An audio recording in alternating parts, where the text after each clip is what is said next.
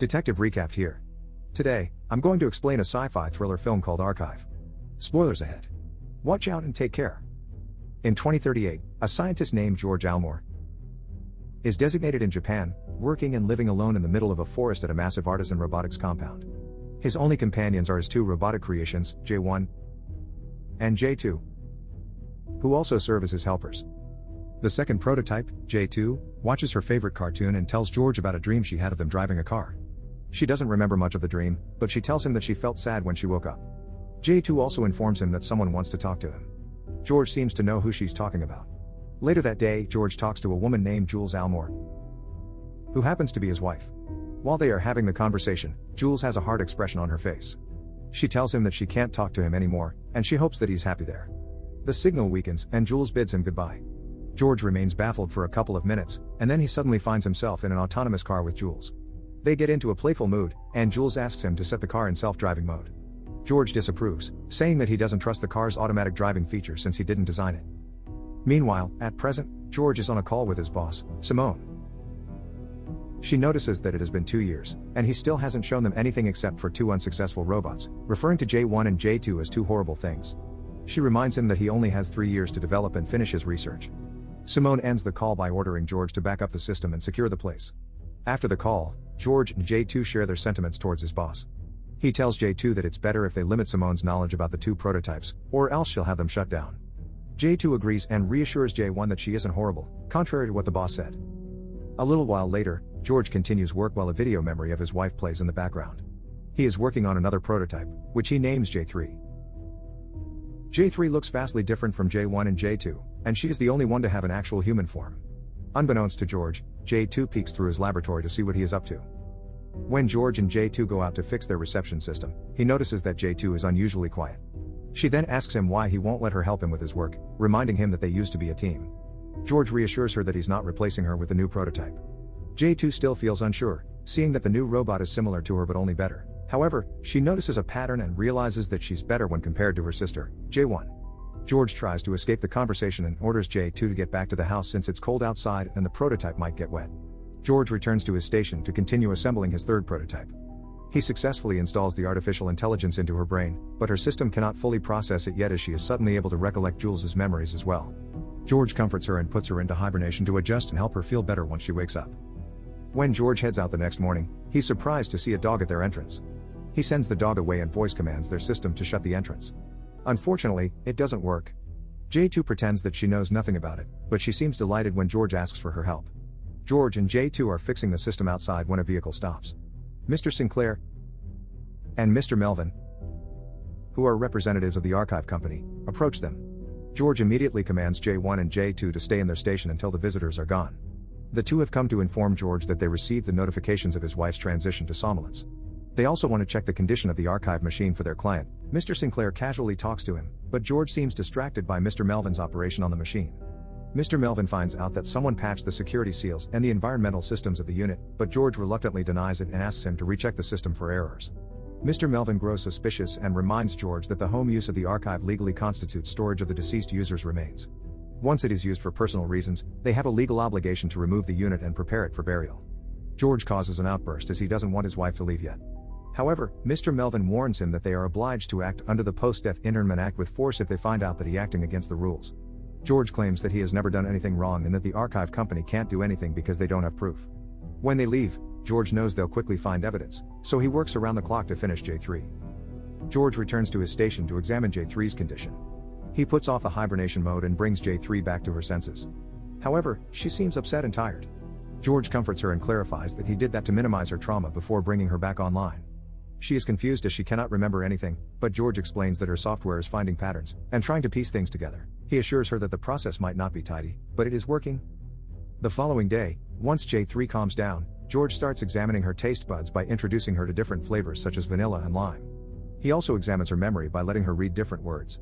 He also takes her under the empathy test. When J3 asks the point of the tests, George simply responds that those tests will give him a lot of information about her personality. Suddenly, J3 notices the scar on George's face, and he then reveals that he got it from an accident. After several more tests, George asks her to keep talking so her throat won't feel numb and tight. J3 then tells him that she has been dreaming a lot lately, but she is not sure if it is dreaming or remembering. Eventually, J1 walks in and introduces herself to J3. George informs her that J1 has problems with her mobility and that he didn't have enough time back then to fabricate her any arms, which makes J3 ask if he is going to finish her. He replies that he is working on it, and hopefully, she will be fully independent. He also shows J3 their cognitive ability and reveals that J1 stopped developing at age 5 to 6. He then used it as a template for version 2, which is J2, and her brain stopped developing around 15 to 16 years old. Then, he shows her a fully functional brain figure which is hers, unaware that J2 is watching them in the CCTV, witnessing everything, including the revelation she never knew. A feeling of envy takes over her, encouraging her to potentially sabotage J3. One night, while George is sleeping, J2 destroys the devices in the basement. At the same time, George seems to be remembering his wife in his dreams. George shares a piece of good news with Jules, telling her that his company is offering him a 3-year contract job, where he would do 3 years of solid research with a deliverable prototype at its end. Jules seems very happy, congratulating him, and keeps on telling him that she is so proud of him. However, George also tells him that he would be in Japan if he accepts the offer, and Jules seems surprised about it. Then suddenly there is an awkward silence between them. George assures Jules that he will not take it if she doesn't want him to, but there's still tension in the air. All of a sudden, a car appears and crashes straight into them, leading to a vehicular accident. George wakes up from the nightmare by the loud alarm in his station. He finds their window shattered, and J3 is missing. His first thought is that someone might have stolen her, so he sneaks into the basement and looks for her. The next day, George still can't find J3, but he doesn't give up. He scours the entire forest with 2 aerial searching devices but finds nothing. Then suddenly Jules appears. They have an essential conversation about the new technology, called Archive. George explains to her that archived clients can expect up to 200 hours of face-to-face interaction with the deceased loved one. She asks why he wants to talk to a dead person, and he replies so that he can say goodbye properly. He then adds that he misses her. However, Jules seems to disagree, stating that she doesn't want to be trapped dead in a machine. Jules disappears, and George still can't find J3. George returns to the base in the late afternoon. As he opens a drawer to look for another searching device, J3 falls onto him, appearing weak and frail, and calls him a monster. It takes him a while to calm her down, but he does his best to explain to J3 what is going on to gain her trust again. He tells her that he has data that the computer managed to pull out of the archives. However, it never managed to connect to a computer before. He explains that J3's brain is not a computer, but there is a biochemical element in it which he could extract an analog signal from and put it into a piece of pattern recognition software. After 1 year of trials, he finally saw Jules' signals. He then created a personality template and then started creating a physical version, which resulted in J1, then J2, now J3. He assures her that he won't make a 4th prototype. After talking for a while, he discovers that J2 secretly brought J3 into the documents room the night before. J2 even told her that she will be George's wife's replacement in the future and that George will manufacture more advanced robots to replace her, just as J3 has now replaced J2. In the end, J2 locks her in the drawer. After knowing J3's side, George now confronts J2, who is feeling guilty and sorry. J2 explains that she only wants J3 to know the truth and not hurt his feelings, but George is so enraged that he turns off J2 and leaves. George receives a call from Simone, telling him that the archive company wants to talk to him about his wife.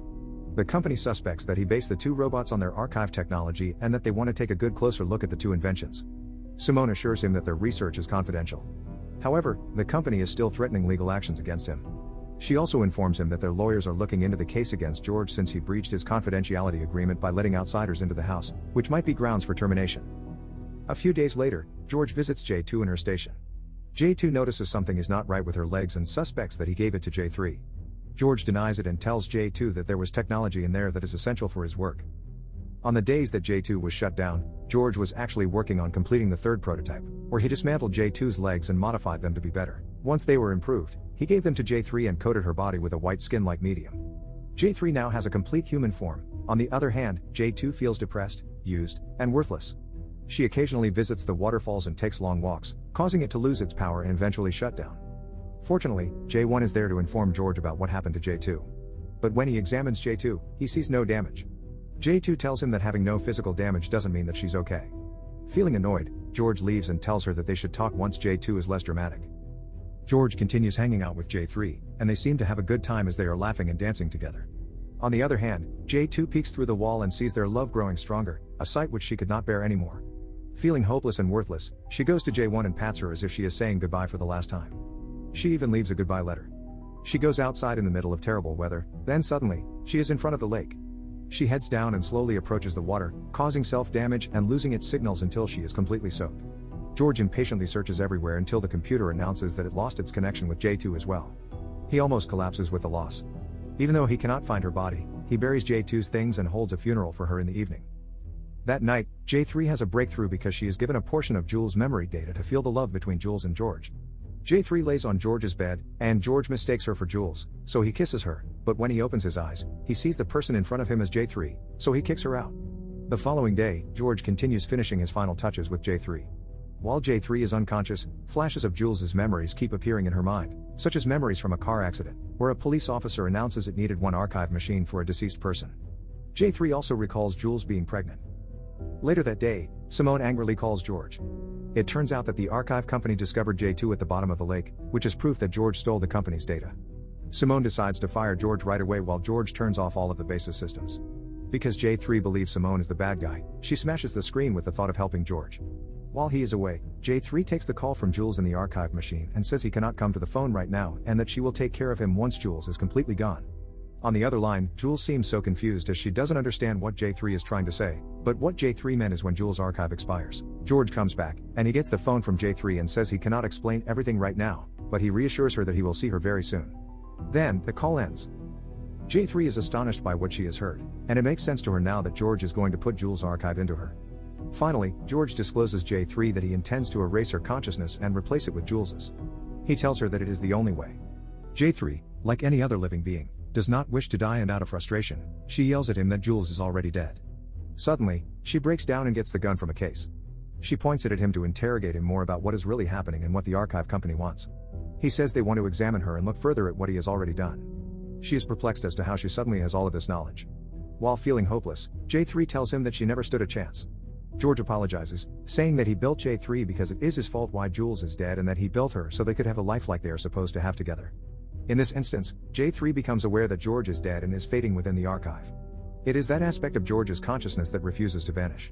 J3 wishes for George's consciousness to depart in the belief that he ends up happily with Jules. That is why J3 finally gives George the consent to put the archive into her, which he immediately does since there's no more time left.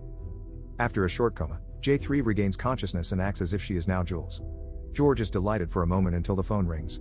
The company's recovery team, which is on its way to retrieve George and his robots, after he chose to run his secret sub-project, mysteriously vanishes. Regardless of how hard his subconscious tries to keep him from confronting the truth about his death, George eventually walks toward the ringing phone, which J3 warns him not to pick up because the truth is bitter. Still, he picks up the phone and hears Jules' voice.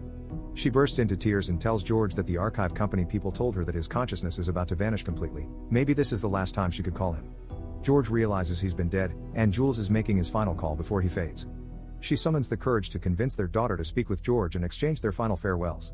George's eyes well up with tears as he confronts the truth, and he eventually vanishes. Jules eventually hangs up the phone and walks away while carrying their young child. Subscribe to watch more videos like this. Turn on notifications. And leave a like, it really helps the channel out. Thank you for watching.